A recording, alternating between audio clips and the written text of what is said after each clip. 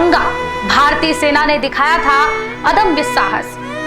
नमस्कार दर्शकों, मैं हूं आपके साथ लक्ष्मी पांचाल और खबर 24 न्यूज की इस स्पेशल रिपोर्ट में आप सभी का बहुत बहुत स्वागत करती हूं। देश का 25वां कारगिल विजय दिवस हमारा देश मना रहा है। यह खास दिन देश के वीर सपूतों को समर्पित है, जिन्होंने तमाम मुश्किलों को पार करते हुए 26 जुलाई 1999 को पाकिस्तानी सैनिकों को कारगिल से खदेड़कर दुर्गम चोटियों पर जीत का परचम फहराया था। भारत और पाकिस्तान के बीच जम्मू और कश्मीर के कारगिल में छिड़े युद्ध को 2 दशक से भी ज्यादा समय बीत चुका है। देश के इन्हीं वीरों की कहानी को जन जन तक पहुंचाने के लिए हर साल 26 जुलाई को यह दिन कारगिल विजय दिवस के रूप में मनाया जाता है। यह कारगिल युद्ध के नायकों की बहादुरी और वीरता को भी श्रद्धांजलि देता है, जिन्होंने भारी कीमत चुकाने के बावजूद ऑपरेशन विजय का नेतृत्व किया, जिससे भारतीय सशस्त्र बलों को जीत मिली। दरअसल कैसे यह युद्ध शुरू हुआ, इसकी पृष्ठभूमि बताते हैं। मई 1999 में शुरू हुआ कारगिल युद्ध 26 जुलाई तक 60 दिनों तक जारी रहा, जब युद्ध की आधिकारिक तौर पर समाप्ति की घोषणा की गई। स्थानीय चरवाहों ने पहली बार 3 मई 1999 को जम्मू और कश्मीर के लद्दाख क्षेत्र के बाल्टिस्तान जिले के कारगिल में पाकिस्तानी घुसपैठियों की मौजूदगी की सूचना दी थी। भारतीय सेना ने 5 मई को इस क्षेत्र में गश्ती इकाइयां स्थापित की। बंच जंद सौरभ कालिया सहित 5 भारतीय गश्ती सैनिकों की पाकिस्तानी सेना ने जिंदा पकड़ लिया था और उन्हें क्रूरतापूर्वक यातनाएं देकर मार डाला था। पाकिस्तानियों ने भारी गोलाबारी उस दौरान शुरू कर दी। इसका उद्देश्य भारतीय सैनिकों को घेरने के लिए कवर फायर करना था, ताकि घुसपैठिए उस एलओसी के साथ भारतीय क्षेत्र में प्रवेश कर सके। द्रास, मुश्को और काकसर सेक्टरों में घुसपैठ हुई। भारतीय सेना मई के मध्य में कश्मीर घाटी से अपने सैनिकों को कारगिल सेक्टर में भेजती है। भारतीय वायुसेना भी मई के अंत तक घुसपैठियों से निपटती है। दोनों ओर से लड़ाइयां तीव्र जारी रही। जून की शुरुआत में भारतीय सेना ने दस्तावेज जारी किए, जिनसे पाकिस्तानी सेना की संलिप्तता की पुष्टि हुई तथा पाकिस्तानी सेना के इस दावे को खारिज कर दिया कि घुसपैठ कश्मीरी स्वतंत्रता सेनानियों द्वारा की गई। भले ही शुरुआत में भारतीय सेना को आश्चर्य हुआ हो, लेकिन दृढ़ निश्चयी भारतीय सेना ने दूसरी तरफ से कई ठिकानों और चौकियों पर कब्जा कर लिया। हमारे सैनिकों ने पहाड़ी इलाकों में अत्यधिक ऊंचाई और कठोर ठंडे मौसम की प्रतिकूल परिस्थितियों में बहादुरी से लड़ाई लड़ी। 4 जुलाई को भारतीय सेना ने 11 घंटे तक चली लड़ाई के बाद टाइगर हिल पर कब्जा कर लिया था। अगले ही दिन भारत ने द्रास पर कब्जा कर लिया। ये बड़ी सफलताएं हमारी भारतीय सेना की थी। अंतर्राष्ट्रीय स्तर पर पाकिस्तान की छवि खराब हो रही थी, क्योंकि युद्ध में उसकी सेना की भागीदारी के बारे में महत्वपूर्ण सबूत थे। बिल क्लिंटन के नेतृत्व में अमेरिका ने पाकिस्तान के नवाज शरीफ से सेना वापस बुलाने को कहा था। 5 मई को शरीफ ने क्लिंटन के साथ बैठक के बाद घोषणा की कि पाकिस्तान अपने सैनिक वापस बुला रहा है। 11 जुलाई को पाकिस्तानी सेना की वापसी शुरू हुई। 14 जुलाई को तत्कालीन भारतीय प्रधानमंत्री अटल बिहारी वाजपेयी ने घोषणा की कि ऑपरेशन विजय कारगिल युद्ध को दिया गया कोड नाम, जो कि सफल रहा है। युद्ध आधिकारिक रूप से 26 मई को समाप्त हो गया, जब सभी पाकिस्तानी घुसपैठियों को भारतीय भूमि से बाहर निकाल दिया गया।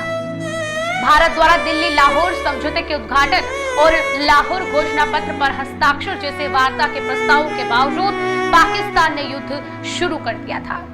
आधिकारिक तौर पर मरने वाले भारतीयों की संख्या 527 थी। संघर्ष में 1363 भारतीय सैनिक घायल भी हुए। आइए हम उन लोगों को याद करें जिन्होंने हमारी सुरक्षा और देखरेख के लिए अपने जीवन और जवानी का बलिदान कर दिया। हम सभी जानते हैं कि कारगिल युद्ध के दौरान सेना के नायकों ने अपने प्राणों की आहुति दे दी, ताकि पूरा देश चैन की नींद सो सके। उनकी बहादुरी, साहस और जुनून की कहानियां आज भी पूरे देश में जोश भर देती है। तो चलिए कारगिल विजय दिवस के अवसर पर आपको उन वीर सपूतों के बारे में भी बताते हैं जिन्हें परमवीर चक्र और महावीर चक्र से सम्मानित किया गया था, जिन्होंने अपने प्राणों का बलिदान इस युद्ध में दिया था। सबसे पहले बात करें कैप्टन विक्रम बत्रा की। परमवीर चक्र मरणोपरांत कैप्टन विक्रम बत्रा का जन्म 9 सितंबर 1974 को हिमाचल प्रदेश के पालमपुर में गिरधारी लाल बत्रा के घर हुआ। माता का नाम कांता था। उन्हें द्रास, जम्मू और कश्मीर में जाने का आदेश दिया गया। कैप्टन विक्रम बत्रा को कारगिल युद्ध के नायक के रूप में जाना जाता है और उन्होंने पीक 5140 पर फिर से कब्जा करने में महत्वपूर्ण भूमिका निभाई थी और टोलोलिंग नाले पर नजर रखी थी। मिशन के दौरान उन्होंने ये दिल मांगे मोर उनकी सफलता के संकेत में रूप में बोली थी। पीक 5140 पर कब्जा करने के बाद वह पीक 4875 पर कब्जा करने के लिए एक और मिशन के लिए गए। इसमें कोई संदेह नहीं है कि यह भारतीय सेना द्वारा किए गए सबसे कठिन मिशन में से एक था, जिसे जीतने के दौरान कैप्टन विक्रम बत्रा ने अपने प्राणों का बलिदान दे दिया। 1999 में भारत और पाकिस्तान के बीच हुए कारगिल युद्ध के दौरान उनकी शहादत के लिए उन्हें मरणोपरांत भारत के सर्वोच्च और प्रतिष्ठित पुरस्कार परमवीर चक्र से सम्मानित किया गया। आगे बात करें ग्रेनेडियर योगेंद्र सिंह यादव की। परमवीर चक्र ग्रेनेडियर योगेंद्र सिंह यादव का जन्म 10 मई 1980 को बुलंदशहर के उत्तर प्रदेश में करण सिंह यादव पिता और संतरा देवी माता के घर हुआ। बता दें कि ग्रेनेडियर योगेंद्र सिंह यादव परमवीर चक्र से सम्मानित होने वाले सबसे कम उम्र के व्यक्ति थे। ग्रेनेडियर योगेंद्र सिंह यादव घातक प्लाटून का भी हिस्सा थे और उन्हें टाइगर हिल पर लगभग 16,500 फीट ऊंची चट्टान पर स्थित 3 रणनीतिक बंकरों पर कब्जा करने का काम सौंपा गया था। वह रस्सी के सहारे चढ़ ही रहे थे कि तभी दुश्मन के बंकर ने रॉकेट फायर शुरू कर दिया। उन्हें कई गोलियां लगी, लेकिन दर्द की परवाह किए बिना उन्होंने मिशन जारी रखा। वह रेंगते हुए दुश्मन के पहले बंकर तक पहुंचे और एक ग्रेनेड फेंका, जिसमें लगभग 4 पाकिस्तानी सैनिक मारे गए और दुश्मन की गोलीबारी पर काबू पा लिया। इससे शेष भारतीय पलटन को चट्टान पर चढ़ने का अवसर मिला। ग्रेनेडियर योगेंद्र सिंह यादव ने लड़ाई जारी रखी और साथी सैनिकों की मदद से दूसरे बंकर को भी नष्ट कर दिया और कुछ और पाकिस्तानी सैनिकों को मार गिराया, जिससे बाकी पलटन को फिर से आने का मौका मिल गया। इस तरह ग्रेनेडियर योगेंद्र सिंह यादव ने कारगिल युद्ध के सबसे कठिन मिशन में से एक को पूरा करने में सफलता हासिल की थी।